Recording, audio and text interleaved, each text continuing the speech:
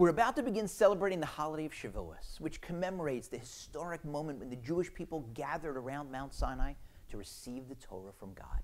Just before they did that, they got a lot of credit up in heaven because they said, Na'aseh v'nishma. We will do and we will listen. Telling God, we're not even going to ask you what's written in the Torah. Whatever is in the Torah, we're agreeing to do it right now. We'll later find out what it is we signed up for. But one second.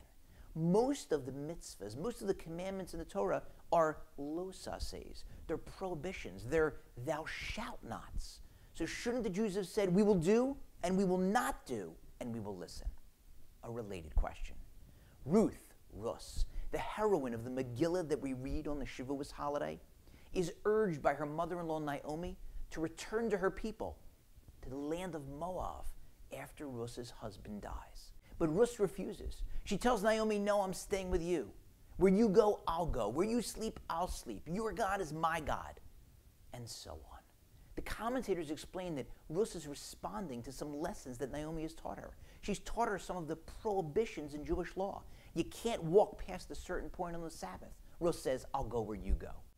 Certain intimate relationships are forbidden. Rus says, I'll sleep where you sleep. You can't bow down to another God. Rus says, your God is my God. But if Rus is talking about prohibitions, why doesn't she cast it that way? Why doesn't she say, where you don't go, I won't go. Where you won't sleep, I won't sleep, etc. The answer to that question and our original question is the same. Because the Jewish people and Rus were trying to teach us not to make the mistake of thinking that the restrictions, the prohibitions in the Torah are confining. They're not. They're the opposite. They're freeing. They're all positive. There's a story told of a rabbi in Israel who got into a taxi cab. The taxi driver was a fellow Jew, friendly guy, happened not to be observant, said to the rabbi, I got to ask you something, Rabbi.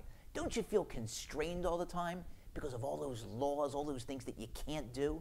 The rabbi didn't answer him. He waited a few minutes until they got to a red light, and the taxi stopped. Suddenly he said to the driver, "Nu?" The driver said, "What?" He said, "Nu, let's go." And the driver said, "What are you talking about? It's a red light." And the rabbi just smiled at him. He was making the point. Red lights aren't confining. You don't feel constricted. Red lights give you order. Without them, you'd have chaos or worse. And now we can understand what King David says in a sentence that becomes a centerpiece in the Hallel, one of the prayers that we say on the Shavuot holiday and on other holidays. He says to God, Ani avdecha, I am your servant. Ben amasecha, the son of your maidservant. His great-grandmother was Rus. Pitachta lemoserai, you've released my bonds. He's saying, God, I internalized the message from my great-grandmother and from the Jewish people so many years before. I get it. Those prohibitions are positives. They don't confine me, they free me.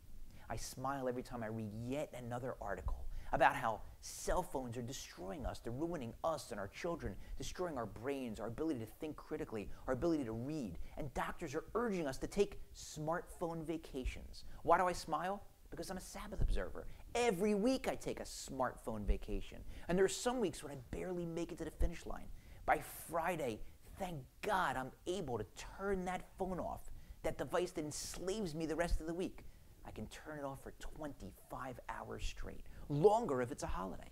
A number of years ago, when my 8-year-old twin boys were around 3, one of them was telling me one of those little kid stories. It just goes on, no beginning or middle or end. And I was looking at my phone, going through emails, and occasionally saying to him, yeah.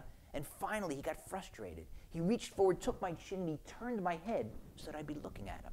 He didn't understand multitasking. All he knew was that he was telling me a story, and I wasn't even looking at him. So realize, those prohibitions, those seeming restrictions are not that. They're freeing us. Those Torah dictates are our owner's manual, written by the entity who created us, our God, who knows what's best for us.